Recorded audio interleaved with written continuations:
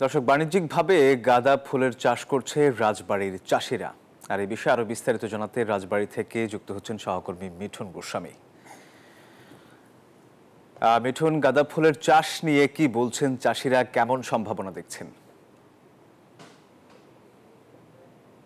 ধন্যবাদ সোহাগ। আমি এই মুহূর্তে রয়েছি রাজবাড়ীর বালিয়াকান্দিতে এক যুবক কিন্তু অন্যান্য যেসব চাষ তার পাশাপাশি সে গাঁদা ফুলের চাষ করেছে।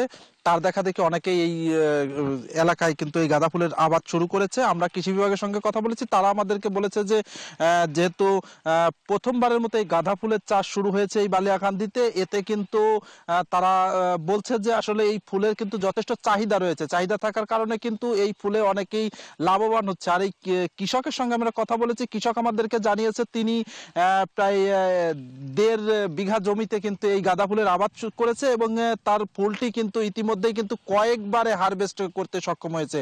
আর এই ফুলটি কিন্তু বিশেষ করে বিশেষ দিনে কিন্তু ফুলের চাহিদা বেড়ে যায়, যার কারণে কিন্তু এর দামটিও কিন্তু এই এলাকাতে ভালো। কারণ এই এলাকার যেসব ফুল, সেই ফুলগুলো কিন্তু যশোরের গদখালি থেকে আসে। আর এই এলাকাতে ফুলের আবাদ হওয়াতে কিন্তু এই জেলার যেমন চাহিদা মিটছে, ঠিক এর পাশের যে জেলা যেমন ফরিদপুরের মধুখালী সহ এই বাইরের যেসব উপজেলা, সেখানেও কিন্তু এই ফুলগুলোই কিন্তু এখান থেকে যাচ্ছে। আমরা কৃষক আমাদেরকে এটা জানিয়েছে যে চলতি মৌসুমে তার প্রায় এই 1.5 বিঘা জমিতে 1 লক্ষ টাকা মতো লাভবান হয়েছে। সে বলছে যে অন্য যেসব চাষ করে তার থেকে কিন্তু লাভটা বেশি।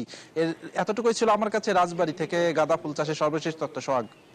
মিঠুন, আপনাকে ধন্যবাদ। বান্ডেল থাকলে প্রতি সেনমানিতে টাকা বাঁচবে। বিকাশ সেনমানি বান্ডেল কিনে জিতুন প্রতি লেনদেনে।